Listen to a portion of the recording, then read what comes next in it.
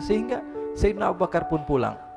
Ketika Sayyidina Abu Bakar pulang, Sayyidina Abu Bakar cari, mana ini Suwaibit? Kita semua sudah lapar. Kata Nuaiman dengan mudahnya dia mengatakan, sudah saya jual wahai Abu Bakar.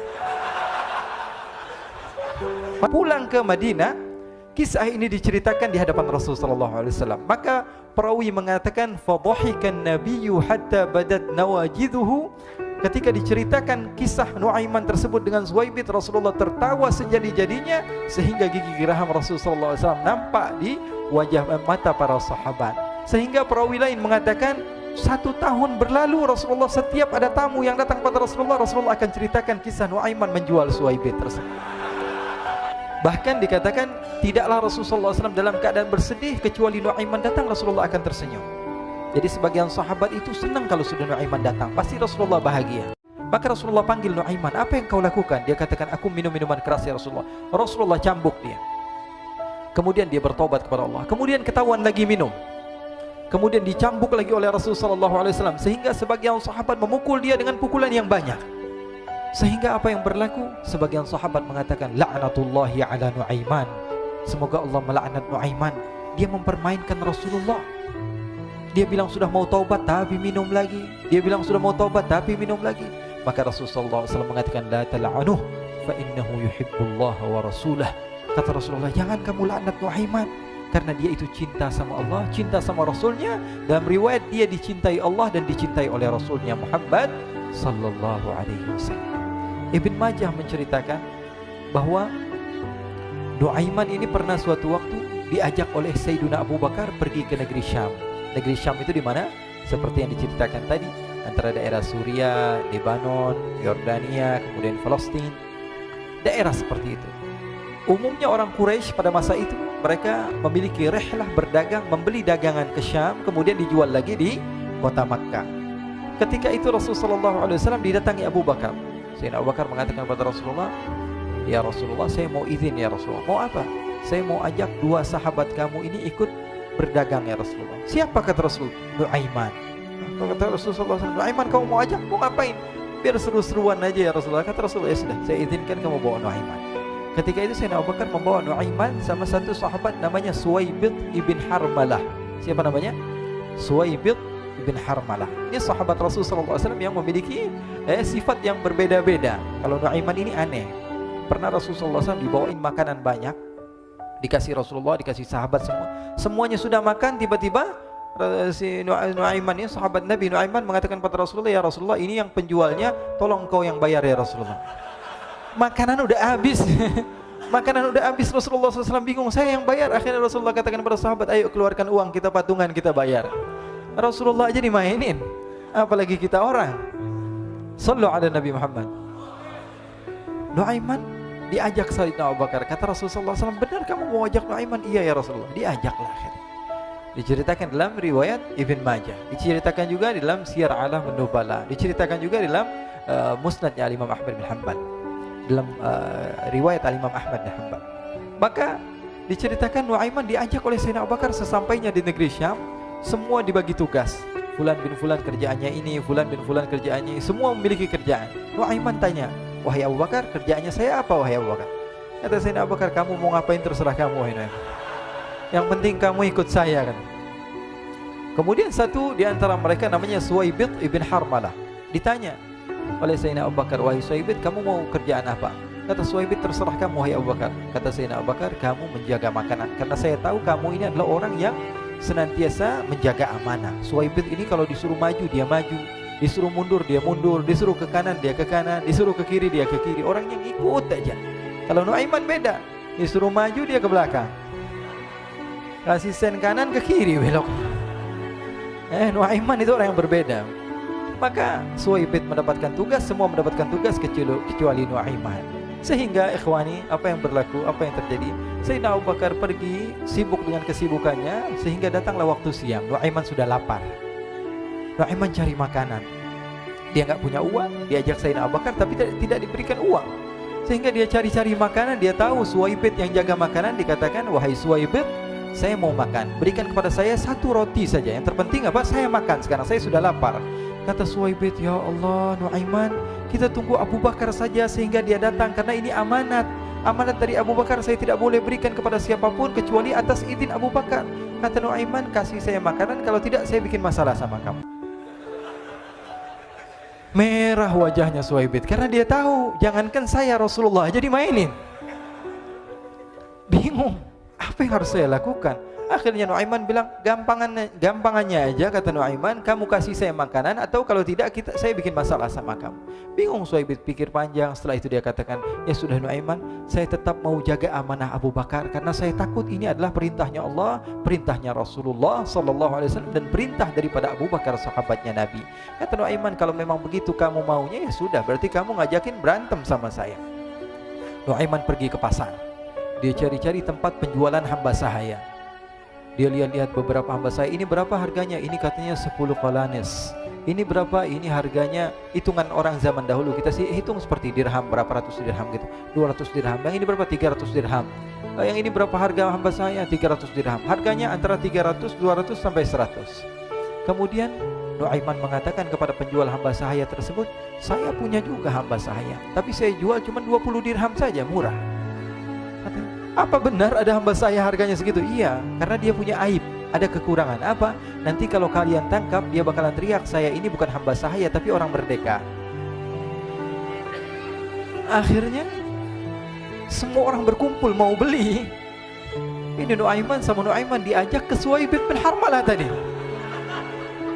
Kata Nuaiman, itu ada orang yang berdiri sedang menjaga makanan, itu hamba sahaya saya, tangkap saja. Oh baik. Diberikan uang 20 dirham, dimasukkan oleh Nuaiman ke kantongnya, kemudian Suhaibit ditangkap. Ketika ditangkap, Suhaibit teriak, saya bukan hamba saya orang merdeka. Maka orang-orang tersebut mengatakan, saya sudah tahu kekurangan kamu. Ini memang kekurangan kamu, memang kamu, tapi saya tidak perlu dengan bacot kamu, yang penting kerjanya kamu gitu. Ya kan hamba saya untuk apa? Untuk kerja, mau dia ngomong apa, mau ngomel terserah, yang penting dia mau kerja. Akhirnya ditangkaplah Suhaibit dan dijual di pasar. Nuaiman punya uang banyak ini.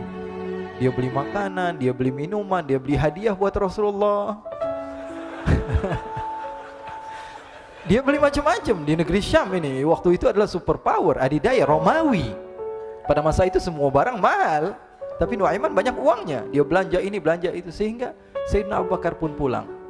Ketika Sayyidina Abu Bakar pulang, Sayyidina Abu Bakar cari, mana ini Suhaibit? Kita semua sudah lapar. Kata Nuaiman dengan mudahnya dia mengatakan, sudah saya jual wahai Abu Bakar. Maka Sayyidina Abu Bakar bertanya, apa yang kau lakukan wahai Nuaiman? Diceritakan oleh Nuaiman dengan jujur. Nuaiman ini orangnya apa adanya, tapi nyusahin. Saya jual. Akhirnya dibawa oleh Nuaiman, Sayyidina Abu Bakar pergi ke mana? Ke pasar, lalu dibeli lagi oleh Sayyidina Abu Bakar As-Siddiq Suhaibit yang tadinya orang merdeka menjadi hamba sahaya sebentar, kemudian dibeli lagi oleh Sayyidina Abu Bakar. Pulang ke Madinah, kisah ini diceritakan di hadapan Rasulullah SAW. Maka perawi mengatakan, fadhahikan nabiyyu hatta badat nawajidhuhu. Ketika diceritakan kisah Nuaiman tersebut dengan Suhaibit, Rasulullah tertawa sejadi-jadinya sehingga gigi geraham Rasulullah SAW nampak di wajah mata para sahabat. Sehingga perawi lain mengatakan 1 tahun berlalu Rasulullah, setiap ada tamu yang datang pada Rasulullah, Rasulullah akan ceritakan kisah Nuaiman menjual Suhaibit tersebut. Jadi ada ikhwani, jangan kalian kira Rasulullah SAW itu hidup di satu masa sahabat-sahabatnya itu seperti ustadz-ustadz yang khusyuk, yang kayak Habib bin Anis ini banyak. Bahkan ikhwani, mungkin di akhir karena masanya sudah habis, pernah suatu waktu Rasulullah SAW didatangi asyraf, delegasi dari beberapa negara yang ingin mengenal apa itu agama Islam. Sehingga mereka datang ke rumah Rasulullah SAW membawa unta, kendaraan yang ketika itu kendaraan yang paling mahal mereka miliki, itu untanya yang paling mewah. Diikat di depan rumah Rasulullah SAW. Tamunya pun masuk, duduk bersama Rasulullah SAW. Di depan rumah Rasulullah SAW ada beberapa sahabat. Ada Sayyiduna Hamzah, kalian tahu Sayyidina Hamzah adalah orang yang pemberani. Ada Sayyiduna Umar, kalian tahu Sayyidina Umar adalah orang yang pemberani. Ada Sayyiduna Ali bin Abi Thalib, ada Sayyiduna Sa'ad bin Abi Waqqas. 4 sahabat ini lagi nongkrong gitu depan rumahnya Rasulullah SAW, berjaga sebelum Allah Subhanahu wa ta'ala turunkan ayat wallahu ya'simuka minan nas. Ketika mereka sedang asyik duduk, tiba-tiba Nuaiman datang. Ini Nuaiman kalau datang pasti bikin sesuatu yang aneh. Bahkan dikatakan tidaklah Rasulullah SAW dalam keadaan bersedih, kecuali Nuaiman datang Rasulullah akan tersenyum. Jadi sebagian sahabat itu senang kalau sudah Nuaiman datang, pasti Rasulullah bahagia. Tapi ketika itu Nuaiman datang, ingin duduk bareng-bareng Sayyidina Hamzah. Sayyidina Hamzah katakan kepada Nuaiman, bercanda begitu. Nuaiman, kamu lihat unta orang datang dari luar Arab ini. Lihat, kata Nuaiman, ini besar banget ini, badannya besar gitu. Dagingnya pasti banyak. Iya, ini kalau kita sate enak nih ntar malam. Kata Nuaiman. Kata Sayyidina Hamzah, apakah kamu berani? Kata Nuaiman, saya berani aja asal kalian gak bilang sama Rasulullah. Kata Sayyidina Hamzah, benar wahai Nuaiman, benar kan? Akhirnya Sayyidina Hamzah lupa masalah itu, cuma bercanda-bercanda saja. Sayyidina Hamzah lagi asik sama Sayyidina Umar, Sayyidina Ali. Tiba-tiba apa? Ternyata ketika dia melihat unta tersebut sudah pisah antara kepala sama badannya. Nuaiman mengatakan, wahai Hamzah, ini unta saya sudah potong, saya mau pergi sebentar. Kalau Rasulullah cari saya, tolong jangan beritahu di mana saya. Nanti kalau keadaan sudah aman, mari kita nyate bareng-bareng. Ini ada yang seperti itu di zaman Rasulullah SAW. Maka dia pun berlari dan berlari mencari satu tempat supaya Rasulullah SAW dia selamat daripada Rasulullah SAW. Sehingga Sayyidina Hamzah bingung, ini kalau Rasulullah keluar gimana? Ada Hamzah Asadullah, ada Ali bin Abi Thalib, ada Umar, gak bisa jaga kendaraannya, tamunya Rasulullah sallallahu alaihi wasallam. Akhirnya benar apa yang terjadi, ikhwani. Rasulullah sallallahu alaihi wasallam tamunya mau pulang. Ketika dia buka pintu tamu melihat apa? Untanya sudah begitu. Mereka teriak, "Wa naqatah, unta kami wahai Muhammad. Baru mau kenal Islam, unta kami, kendaraan kami sudah dibuang." Rasulullah SAW lihat Sayyidina Hamzah, lihat Sayyidina Ali. Mereka nggak bisa ngomong, mereka hanya bilang apa? Nuaiman ya Rasulullah. Rasulullah perintahkan Sayyidina Umar, wahai Umar, sekarang kamu ambil uang, kemudian kamu gantikan, kemudian kamu berikan 2 kali lipat daripada harta unta ini, sehingga apa? Agama Islam tidak didengar dengan sesuatu yang tidak baik di luar sana. Akhirnya diberikan harta, diberikan unta yang baru dan diberikan harta yang lebih untuk orang tersebut, sehingga orang tersebut tidak menjelek-jelekkan agama Islam. Kata Rasulullah SAW, dan sekarang waktunya kita balas dendam sama Nuaiman. Nuaiman ternyata berlari tempat yang jauh sampai hampir keluar dari kota Madinah. Dia dapatkan seorang sahabat Nabi yang hadir juga dalam peperangan Badar, namanya Al-Miqdad bin Al-Aswad. Siapa namanya? Al-Miqdad bin Al-Aswad ketika itu sedang menggali sumur. Ketika sedang menggali sumur, Nuaiman datang. Nuaiman katakan kepada Miqdad, wahai Miqdad, wahai sahabat Rasul, kamu orang yang hadir dalam peperangan Badar, kamu adalah orang yang hebat. Dipuji-puji sama Nuaiman. Ada maunya ini.